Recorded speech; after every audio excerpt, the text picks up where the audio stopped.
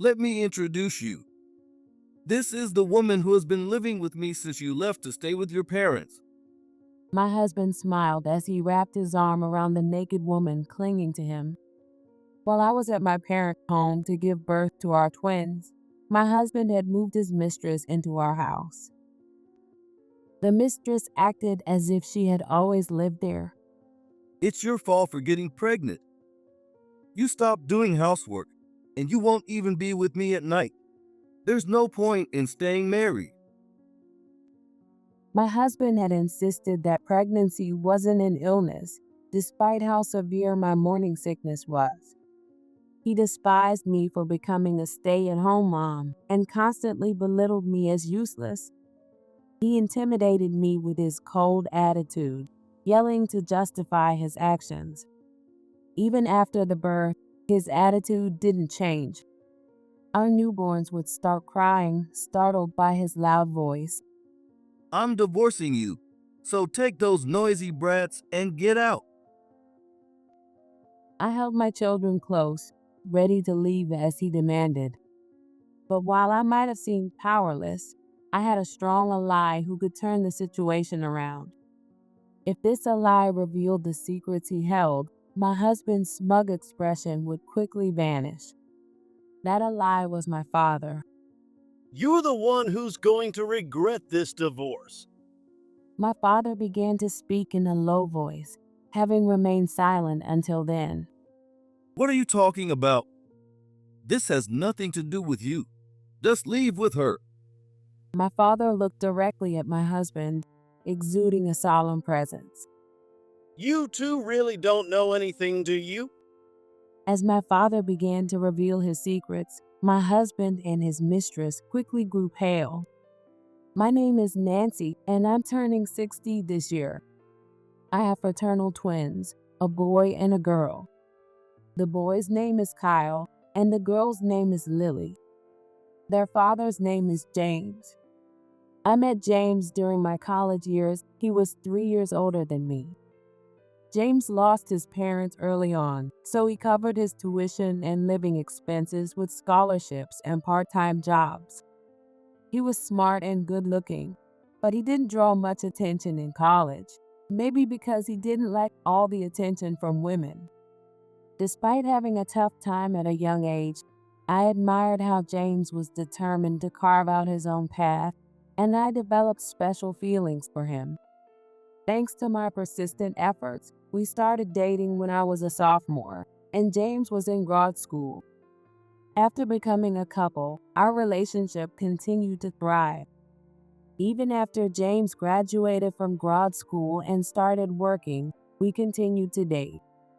He got a job at a well-known financial company, both domestically and internationally. It was a company that was notoriously difficult to get into, but James thrived as a sales representative, earning a higher salary than most people his age and was often envied by others. For James, working at such a prestigious company was probably his greatest pride. However, after a while, his personality began to change. During his college years, he had lived a humble life, but now his spending habits became extravagant, and his behavior gradually grew more flamboyant.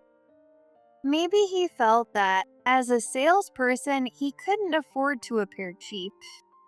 I did occasionally find James' behavior suspicious, but at the time, I was blinded by how successful he was. Afterward, I graduated from college and got a job as a secretary at a real estate company. 2 years later, when we were both working as professionals, I found out I was pregnant. James acknowledged the pregnancy, and we soon decided to get married, and I thought I was at the peak of my happiness. But not everything was going to be smooth sailing. From around the second month of my pregnancy, I was hit by terrible morning sickness. It was so severe that I could barely get out of bed, and there were days when I had to stay in bed all day, leading me to miss work often.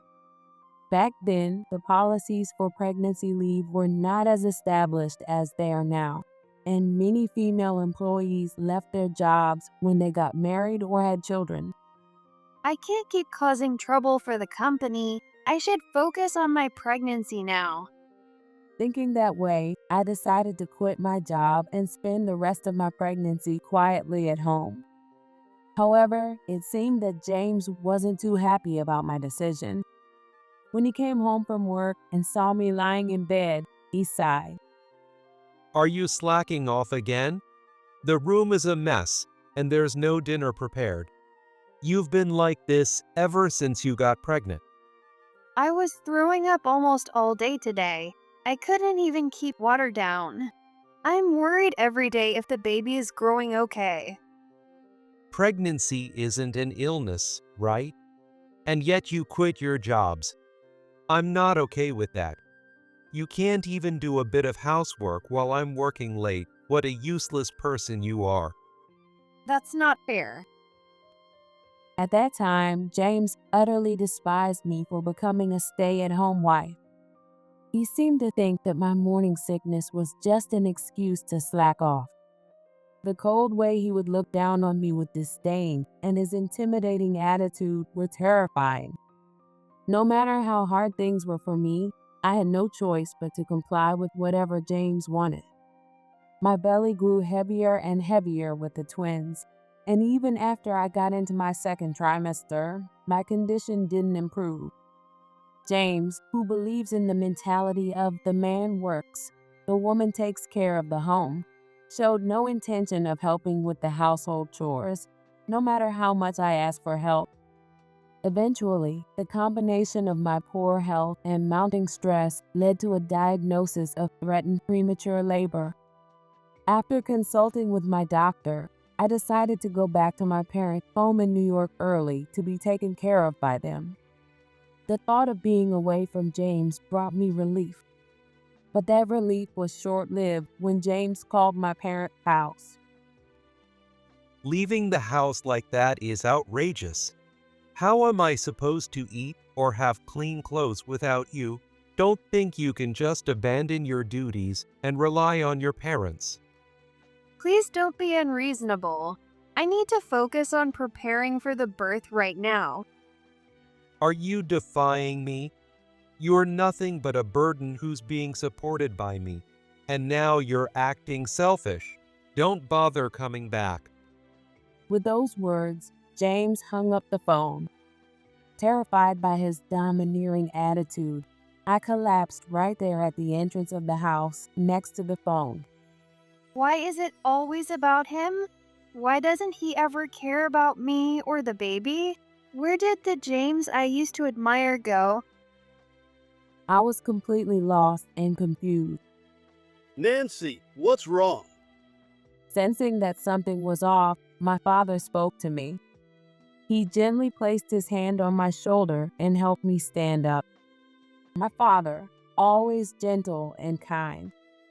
I could no longer hold back in the warmth of my father's kindness, and I burst into tears. My father called my mother over and made time for us to talk, so I slowly began to share everything that had happened. The emotional abuse I suffered from James during my pregnancy. I feared that if it continued after the birth, it might harm not only me but also the children. That fear has left me anxious every day. I confided in my parents that I was even considering divorce as a last resort. I'm sorry for being such a disappointment.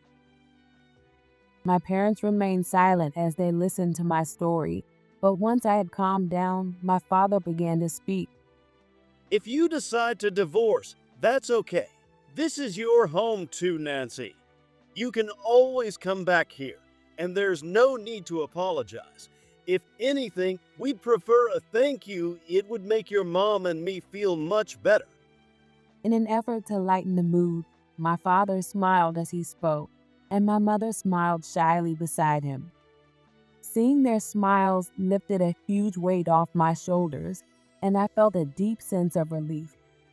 I want to show my kids the same love and support that my parents have given me. It would make me so happy to hear them say thank you one day. For the first time since becoming pregnant, I felt a sense of hope. After that, I didn't hear from James again. Since I couldn't return to our home, I had no idea how he was living, and I didn't have the courage to reach out to him. A few months later, I gave birth to healthy fraternal twins, a bit earlier than expected, a boy and a girl. The boy's name is Kyle, and the girl's name is Lily. These were the names I had thought of early in my pregnancy. I checked with James, but he seemed uninterested and told me to decide. So I decided on the names entirely on my own. My parents loved the names, and they lovingly called out to the children by name. My father informed James about the birth over the phone, but James said he was too busy with work to visit. This was my first experience with parenting, and I had to handle two babies right from the start. Even now, I believe that I wouldn't have been able to raise Kyle and Lily on my own without my parents' help. Even a month after their birth, James still hadn't come to see Kyle and Lily. I had planned to return home after the first month, and I'm sure my father had informed James, but James never came to pick us up. With no other choice, I rode with Kyle and Lily in my father's car as he drove us back to the house where James was. I was a bit nervous about seeing James after so long, but I thought he wouldn't act coldly with my father there. Plus, I had a faint hope that seeing Kyle and Lily might awaken some fatherly feelings in James. But when I opened the door, what I found was beyond anything I could have imagined. In the entrance, next to James's dress shoes, was a pair of tall high heels. They were not mine, especially not something I would have worn during my pregnancy. That's right, these shoes weren't mine. I was stunned. The presence of those shoes meant that James was inside the house with another woman. Still in a daze, I stumbled into the house. Wait, Nancy. My father, sensing what was happening, tried to stop me, but it was too late. When I opened the door to the living room, I saw James sitting close to a young woman, likely the owner of the high heels. Their clothes were scattered around them. Nancy, The naked couple in front of me was shocked by my sudden appearance. They hurriedly gathered their clothes, trying to cover themselves, and the sight was utterly pathetic. To shield Kyle and Lily from seeing this, I quickly covered their eyes with the blankets they were wrapped in. James, what is this? Have you been betraying me and the children? As I demanded answers from the two of them, my father slowly came up behind me, holding Kyle and Lily close. At first, James and his mistress were surprised by the sudden situation, but after exchanging glances, they didn't show any remorse. Instead, they brazenly started to laugh. let me introduce you. This is Ashley, a colleague from my company. She's been living here with me since you left to stay with your parents. The woman named Ashley had a cute face and looked at me with her perfectly shaped eyes. This was the apartment James had rented after getting his job, where I had moved in with him after we got married. Yet, Ashley acted as if she had always lived there, even though this was our first time meeting. And without hesitation, she began to mock me. I'm sorry, but I got close to James after hearing him complain about how you never took care of the house. But it's really your fault, isn't it? You left such a wonderful man all alone just because you were pregnant. I never wanted to get married in the first place. I wanted to focus on my career and have more fun. It's your fault for getting pregnant. You stopped doing housework, and you wouldn't even take care of my needs. There's no point in staying in this kind of marriage. James angrily justified himself, closing in on me, his loud voice startling Kyle and Lily, who began to cry. James, irritated, covered his ears and glared at us. Oh, shut up. This is exactly why I hate kids. I'm divorcing you, so take those noisy brats and get out. Yeah, this is our home now. With a smug expression, James held Ashley close as she leaned into him, clearly pleased with herself. The sight of the two of them, a strikingly attractive couple, looked like something out of a painting, and it made me want to cry. You should be holding Kyle and Lily, not her. I wanted to scream that at him, but the words wouldn't come out. The combination of my fragile postpartum state and the shock of what I was seeing made it impossible for me to think clearly. I held Kyle and Lily tightly as they cried in my arms, and I turned my back on James, ready to leave just as he had told me to. Dad, let's go. Just as I called out to my father and started heading towards the door, it happened. Wait a minute. It's James who'll be in trouble if you get divorced. My father, who had been silent until now, began to speak in a low voice. It was a tone I had never heard from him before, far from his usual gentle manner. With a solemn presence, he looked James straight in the eye. What are you talking about? This has nothing to do with you, so just leave with Nancy. You both work at the same company, right? That's right. We both work at a prestigious company. It's a place someone like you, an old man past his prime, could never even dream of working at. I see. So, this is an affair within the company then? My father asked James questions, almost as if he were confirming each detail. Even when Ashley threw out her insults, he seemed completely unfazed. Perhaps frustrated by my father's calm demeanor, James finally lost his patience. What the hell are you getting at?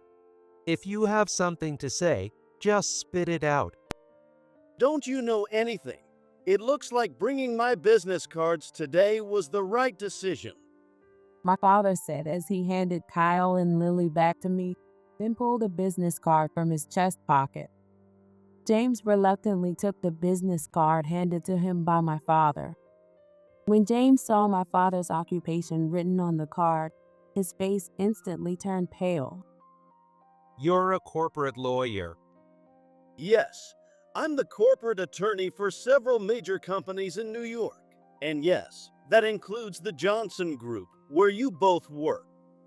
That's impossible. There's no way. It's true. I've been working with the Johnson Group for many years, and I was also the one who helped you get hired at that prestigious company right out of college. What? What are you talking about? Everyone in the room was stunned by my father's sudden revelation. When James was job hunting, there was a time when he and my family had dinner together. During that dinner, James had shared his dream with my father about wanting to work for the Johnson Group.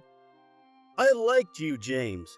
Even as a student, you had big dreams and were willing to work hard to achieve them. Even if you hadn't been dating Nancy, I wanted to see you succeed, so I spoke highly of you to the hiring managers at the Johnson Group. I never knew about that.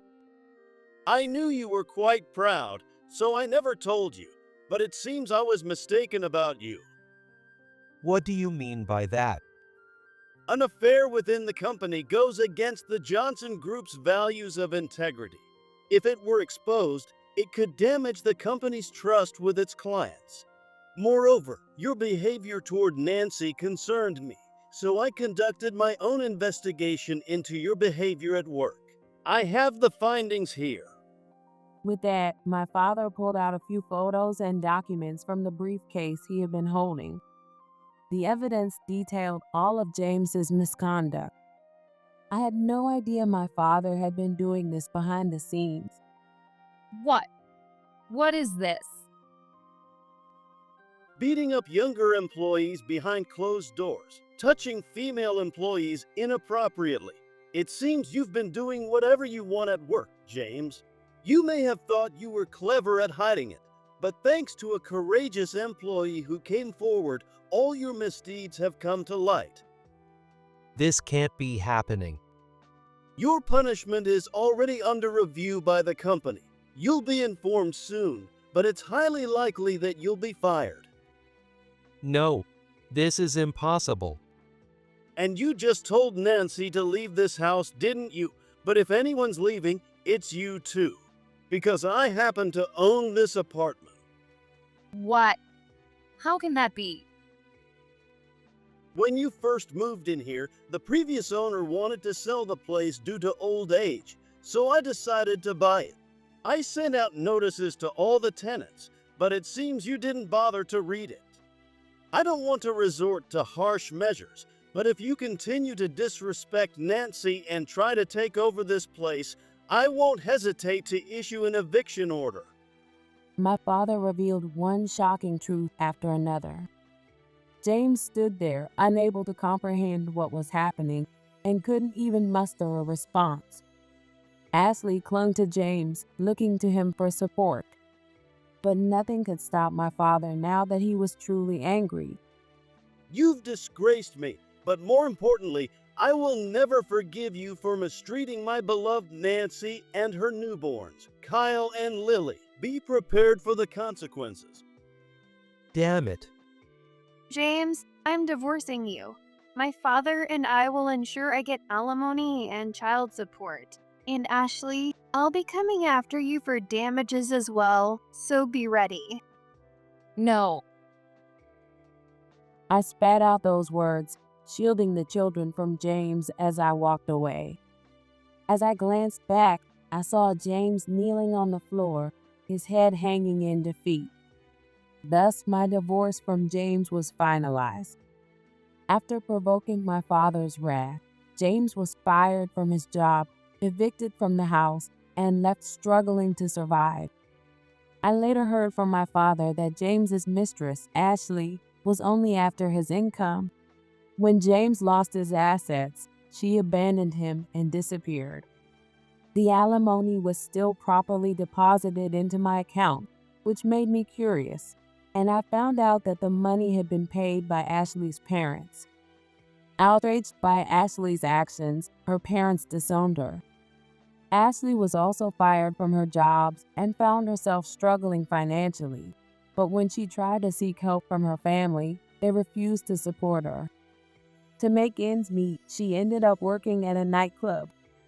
After the divorce, I decided to stay at my parents' home with Kyle and Lily.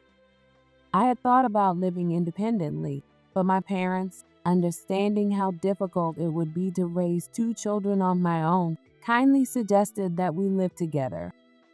As I watched Kyle and Lily sleep peacefully beside me, I shyly thanked my father. Dad, thank you so much for helping me back then. It's all right. Hearing you thank me makes me feel like I did my job in protecting you. Is that how it is as a parent? One day, you'll understand, Nancy. At that time, I still didn't fully understand the meaning of my father's words. Gratitude over apologies. Kyle and Lily grew up embracing their kind grandfather's teachings, becoming children who could express gratitude without hesitation. Nearly 20 years passed, and my father passed away. He had been diagnosed with cancer about 2 years earlier, but by the time it was discovered, it was already too late. My father lived his final days with a smile, never letting it fade. Throughout the funeral, I kept expressing my gratitude to him in my heart. Around that same time, the child support payments from James stopped. We had agreed that the payments would continue until Kyle and Lily graduated from college, but they became increasingly delayed until they eventually stopped altogether. It felt almost as if James had timed it with my father's passing.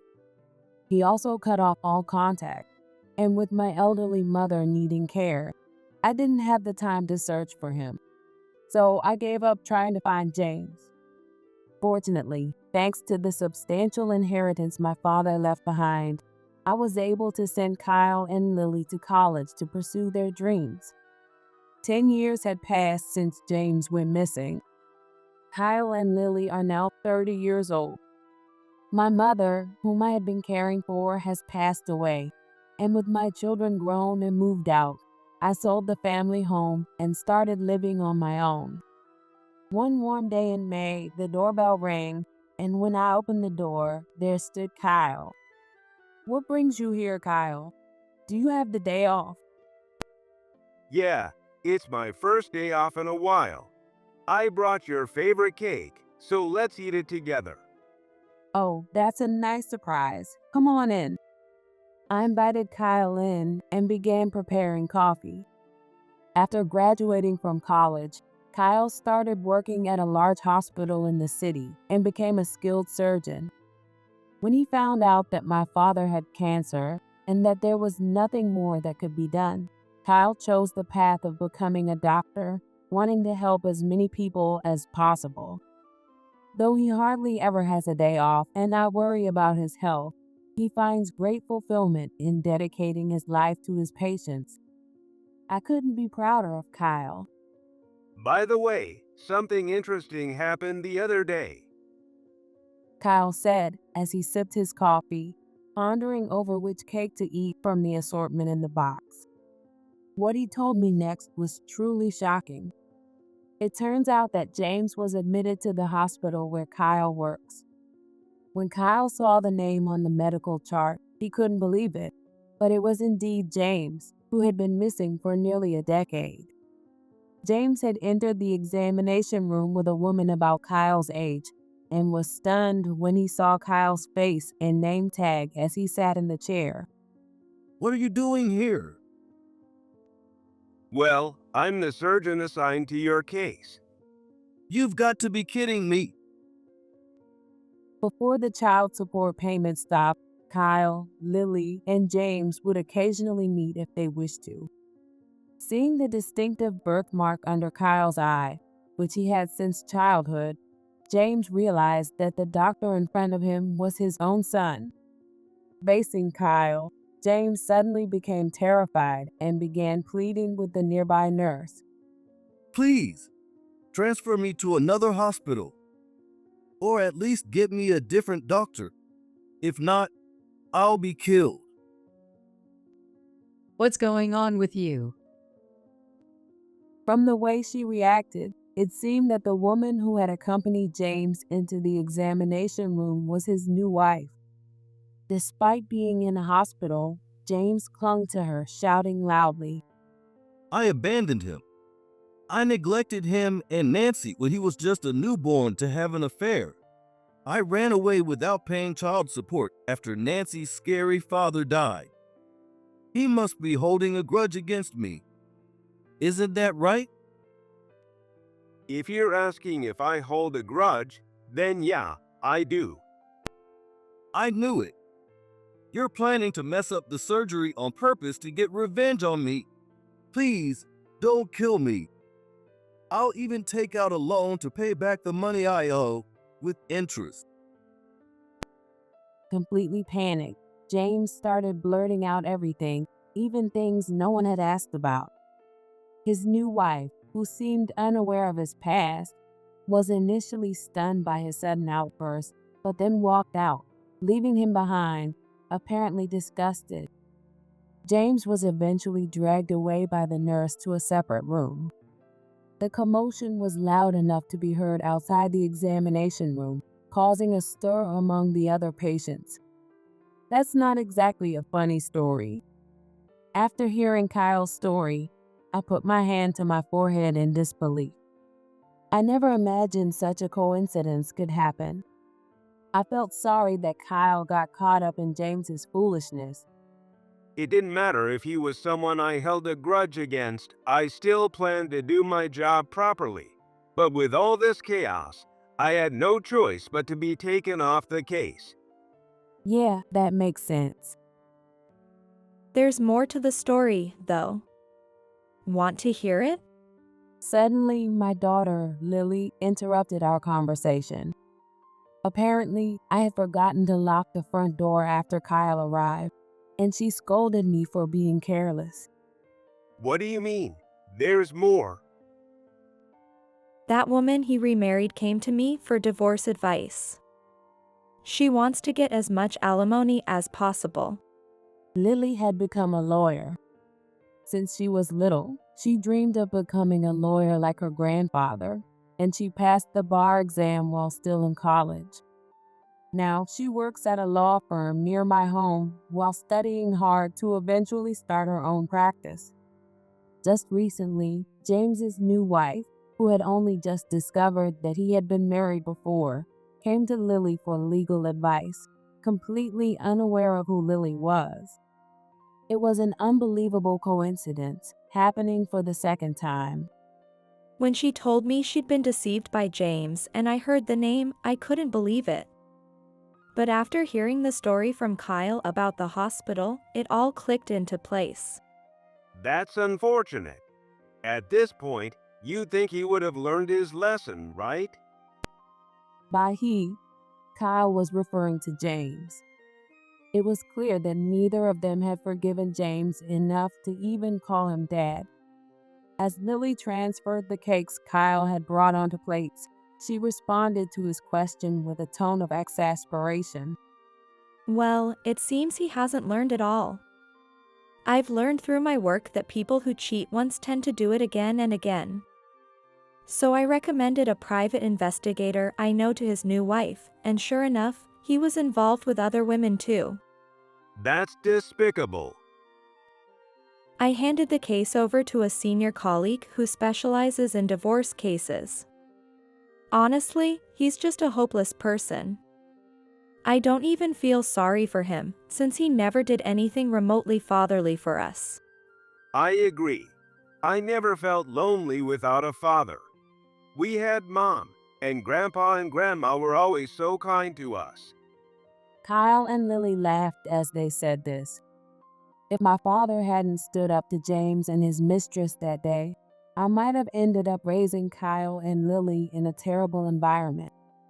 I'm deeply grateful to my parents for showering them with so much love. Yet, at the same time, I've always felt that their success isn't something I can take credit for. I sometimes worry whether I did enough for them as their mother. By the way, Lily, what happened with... It should be arriving any minute now. Just as Lily glanced at the clock, the doorbell rang again. As I began to stand up, Kyle stopped me, and Lily went to answer the door. Kyle watched me with a mischievous smile, clearly amused by my curiosity. When Lily returned to the room, she was holding a bouquet of bright red carnations. Kyle and Lily exchanged a smile, and, in perfect sync as only twins could, they said to me, Today is a day to show our appreciation for you, Mom. A few months later, perhaps shaken by his encounter with Kyle, James deposited the full amount of the overdue child support into my account without saying a word. Just as he had declared to Kyle, it seems he borrowed the money to pay it off. James's surgery was successful, but due to his behavior, he was treated like a pariah at the hospital until the day he was discharged. I've never had a patient like that before. Kyle said with a troubled expression. After being discharged, James faced even more misery. His new wife, furious not only at being deceived about his past, but also at his involvement with another woman, demanded a hefty alimony. There was no escaping Lily's legal prowess, and James ended up borrowing money once again to pay what he owed. Desperate for money, James tried to move in with one of the women he had been involved with, but she didn't want to deal with his troubles and disappeared from his life. All that was left for James was a mountain of debt. He would likely spend the rest of his life in lonely isolation. But that's a situation he brought upon himself, and it's none of my concern. As the years passed, Kyle and Lily both met wonderful partners and got married. They've given me beautiful grandchildren who occasionally visit me at home. Surrounded by the family I love, I live each day in gratitude, enjoying a peaceful and happy old age.